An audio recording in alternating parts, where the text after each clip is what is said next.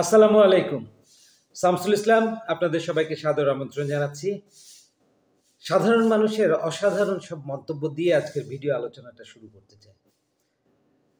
বাংলাদেশি ভক্ত সমর্থকরা কালকে মন্তব্য করছিলেন আমার সাথে দেখা হওয়ার পর যে ভাই, বাংলাদেশের খেলা দেখতে লাগলে মেজাজটা বিগড়ে যায়, মনটা খারাপ হয়ে যায় এবং বাংলাদেশের খেলা ফলো করতে গিয়ে আসলে আমাদের নাভিশ্বাস উঠে যায়।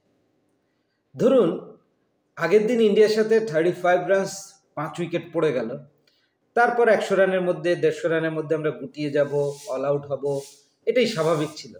কিন্তু সেদিন অসাধ্য সাধন করলেন জাকের, তাওহিদ, হৃদয় এবং টোটালটা ফাইনালি 228 রানের হলো।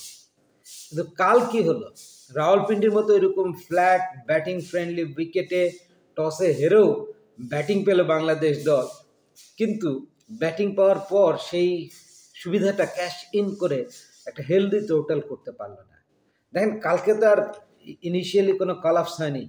পাওয়ার প্লেতে বাংলাদেশ তুলে ফেলেছিল 58 উইকেটে। যে দল পাওয়ার প্লে 10 ওভার থেকে 58 মাত্র উইকেট হারিয়ে তোলে, তাদের তো অনেক দূর এগিয়ে যাওয়ার কথা এবং এই টোটালটা একটা মজবুত ভিতের উপর দাঁড়িয়ে ক্রমশ শক্তিশালী হবে, লম্বা হবে, দীর্ঘ হবে।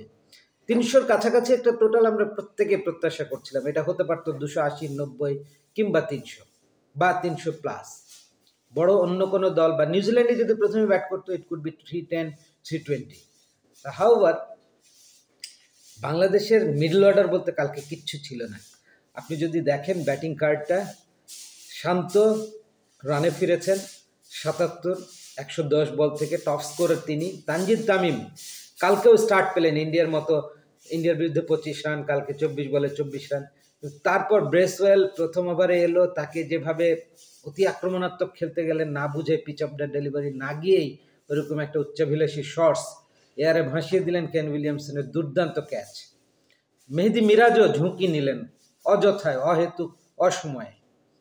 তাওহিদ, হৃদয় সেঞ্চুরি করার পর কি ভাবছেন যে পরের 5 ইনিংস না খেললেও তো আমি দলের অন্যতম সদস্য, গুড বুকে ঢুকে গেছি, অটোমেটিক চয়েস হয়ে গেছি, এইরকম একটা অবস্থা। তার সিঙ্গেল নিতে যে নাভিশ্বাস বেরিয়ে যাচ্ছিল হৃদয়ের মতো একজন ব্যাটারের, এবং সেই চাপে নুয়ে পড়লেন, অযথা ঝুঁকিপূর্ণ শটস খেলে 24 বলে 7 রান করে আউট হলেন। মুশফিকুর রহিম ওভার স্মার্ট হতে গেলেন, খুব দ্রুত তার পছন্দের স্লগ সুইপ খেলে ছক্কা মারতে চাইলেন, ডিপ মিড উইকেটে 10 গজ ভেতরে আউট হলেন, ছক্কা তো দূরের কথা। মাহমুদুল্লাহ রিয়াদ কেন জানি জবুথবু হয়ে হেড ডাউন করেই থাকলেন সারাটাক্ষণ 4 রানে আউট হওয়ার আগে।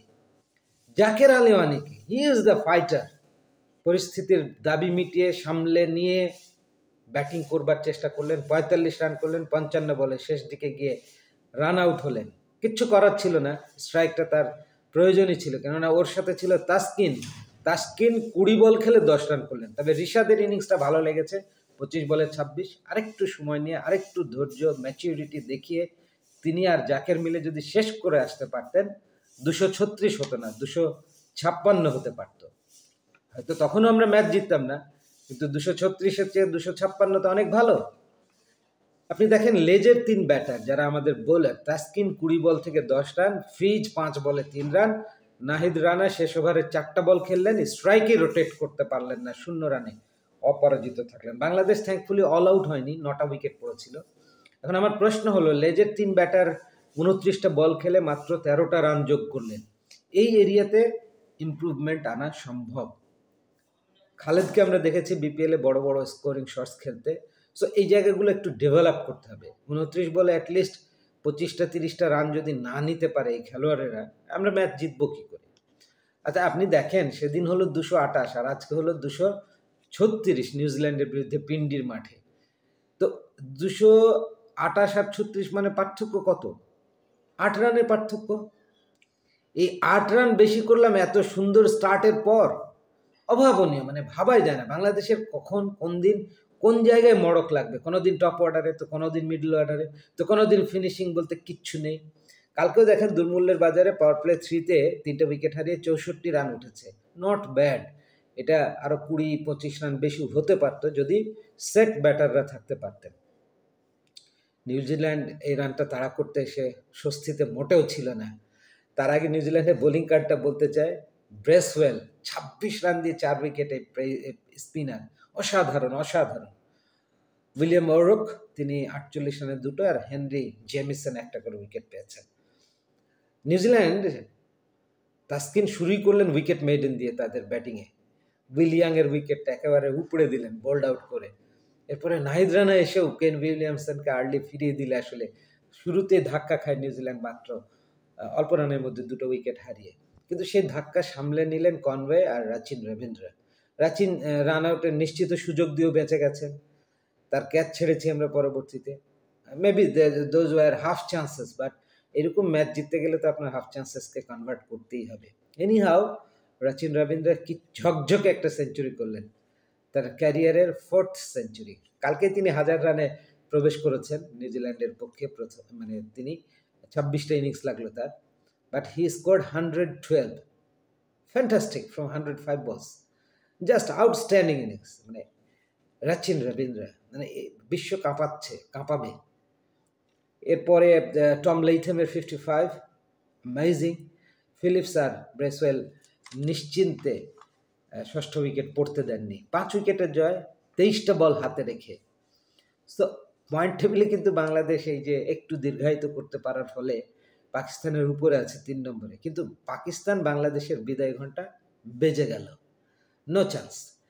ইন্ডিয়া নিউজিল্যান্ড 2 তারিখের ম্যাচে, গ্রুপ পর্বের শেষ ম্যাচটায় আসলে গ্রুপ চ্যাম্পিয়ন ডিসাইডার হবে। গ্রুপে যে চ্যাম্পিয়ন হবে অন্য গ্রুপের রানার্স আপকে সেমিফাইনালে ফেস করতে পারবে।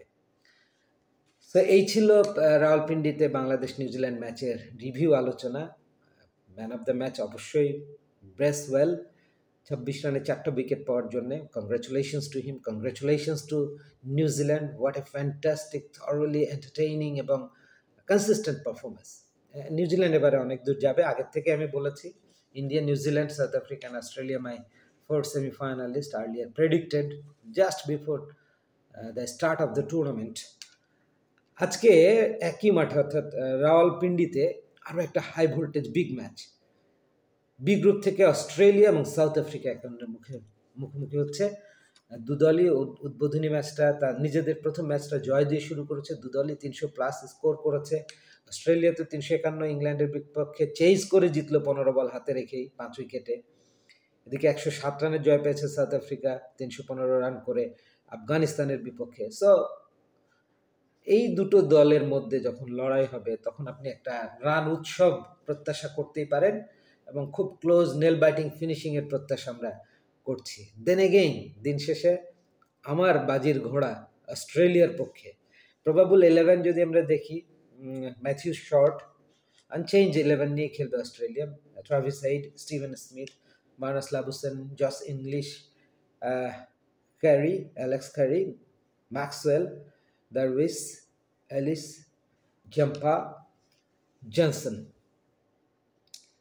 টস অ্যান্ড বোল হওয়ার চান্সেস খুব বেশি আজকে পিন্ডিতে। 280, 90, 300 এরকম একটা স্কোর হওয়ার চান্সেস খুব বেশি। তবে হ্যাঁ, পিচটা কালকে রাওয়ালপিন্ডিতে আমরা যেটা দেখেছি নিউজিল্যান্ড বাংলাদেশ ম্যাচে, যে একটু স্টিকি, একটু স্লো হচ্ছে কখনো কখনো। সো ব্যাটার এসেই বড় শর্টসে না গিয়ে তাদেরকে একটু অ্যাডজাস্ট করে খেলতে হবে। এটা পিচটা অ্যাসেস করে নিয়ে তারপরে বিগ শটে যেতে হবে। সাউথ আফ্রিকা টিমে খুব একটা পরিবর্তন থাকবে বলে আমার মনে হয় না। Same team, Bavuma, Ryan Rickelton centurion, van der Dussen, Aiden Markram, Heinrich Klaasen, David Miller, Ian Mulder, Marco Jansen, Keshav Maharaj, Khageshwar Rabada, Lungi and Giri.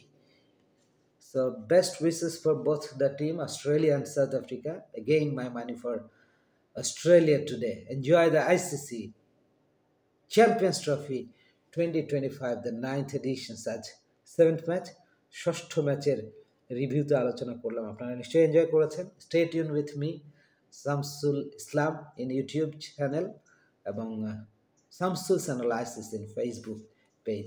Thank you once again.